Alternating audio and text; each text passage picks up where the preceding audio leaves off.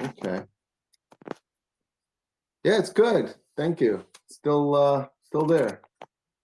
I went to I went, thank God, but still there. I'm an optimist. Um Baruch Hashem. It's taking time. The doctors are doing their thing, and I'm supposed to do my thing. I don't know if I'm actually doing what I'm supposed to do, but but we're good. Today it's appropriate to mention that today was Yom HaZikaron, a day of remembrance for the IDF soldiers that died or killed protecting the land of Israel. It's also a day that we remember those that were murdered in terrorist attacks.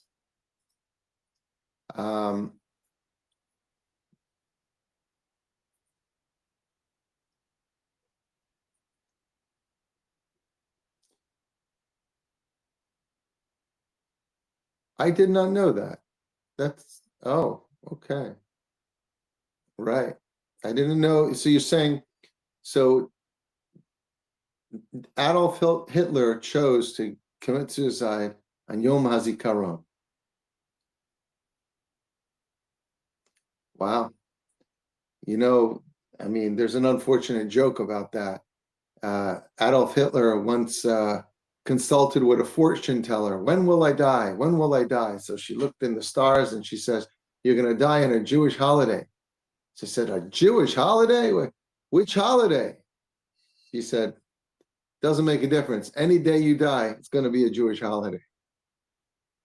Anyway, unfortunately, it's not a holiday today. It's a sad day. We remember the soldiers that paid the ultimate price to protect the Jewish people in the land of Israel.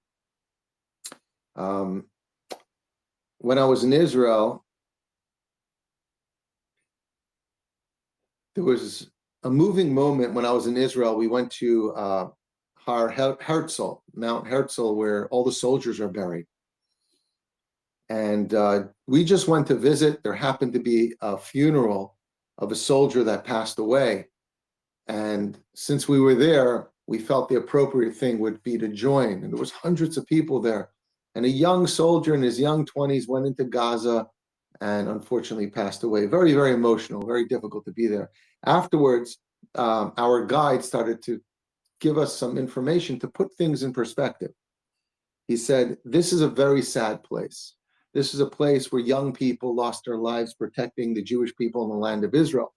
But he said, does anyone know what a good day in Auschwitz was?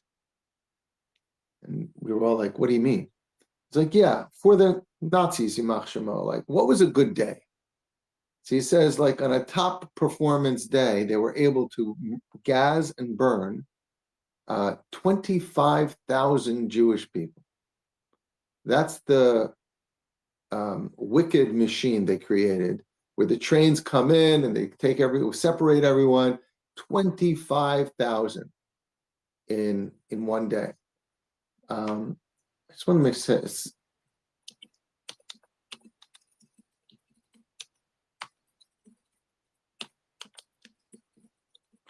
I just wonder, did he say a day or a week?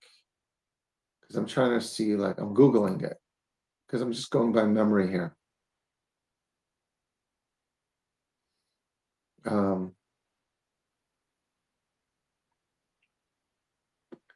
I don't see the number here.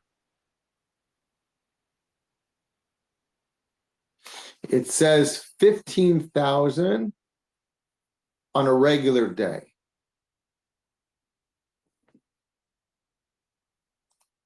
Let me see.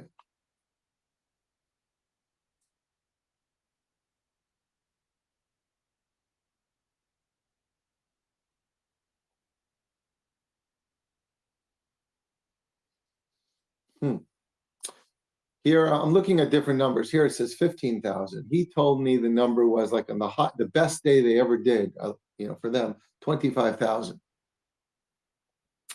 And then he said, do you know that since the beginning of this modern state of Israel until now, including every single war we've been through and every single terrorist attack, we're hit around 25,000. That's the number we mourn today. It's a little more than that, and I saw different numbers in different places, but a little perspective. That's what happens when the Jewish people don't have their own place to be. It's possible, and to put things as this as sad and painful it is every time there's a war, and every time we lose a soldier, and every time there's a terrorist attack. Since the beginning of the modern state of Israel until today, we're just reaching the number of a good day in Auschwitz during the Holocaust. And it's just a reminder of how important it is for the Jewish people to be able to protect themselves and stand up against the evils and the hatred and the anti-Semitism in the world. And so any Torah that we're going to discuss today, let us dedicate it in memory of these neshamas.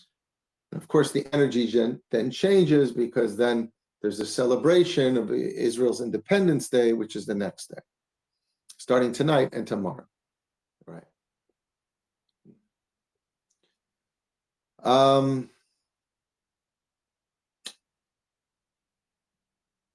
want to show you a video to hear a story of my great uncle. This is my mother's uncle. This is my mother's father's brother, Rabbi Shmuel Blazinski, who was a soldier in the IDF. I would say it was probably back in the 60s, if I had to guess, or the 70s.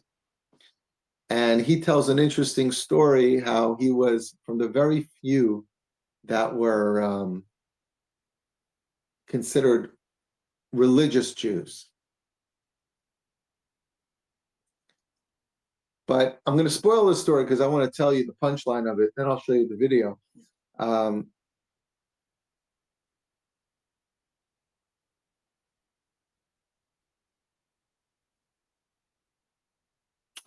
Are all of the IDF soldiers religious Jews?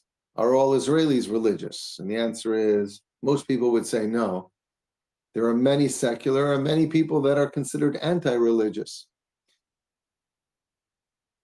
But the Lubavitcher Rebbe once told my great uncle, Rabbi Shmuel Blazinski, that every single IDF soldier is religious. Really? There's some that are outspoken atheists. According to the Rebbe, every single one of them were religious. And here's the story. Rabbi Shmuel Blazinski was in the units. He was from the very few soldiers that were religious. And he once wrote a letter to the Rebbe how he inspired other soldiers to keep Shabbos. There were 3,000 soldiers on the base, and every Friday he took a little group and he would sing some songs with them and create a little Shabbos spirit. And he wrote to the Rebbe about what he was doing, and he says, out of 3,000 soldiers, there's only 12 religious soldiers. And the Rebbe wrote back, thank you, you brought me so much joy that you brought Shabbos to the IDF soldiers. But the Rebbe says, there's one point that I have to argue with you, and that is that there are 3,000 religious soldiers in the IDF. There are 3,000 religious soldiers in your unit. The Lubavitcher Rebbe doesn't just mince words.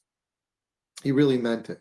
But how's it possible? They aren't religious. Many are outspoken atheists. How did the Rebbe see secular Jews as religious Jews when they don't even see themselves as religious Jews?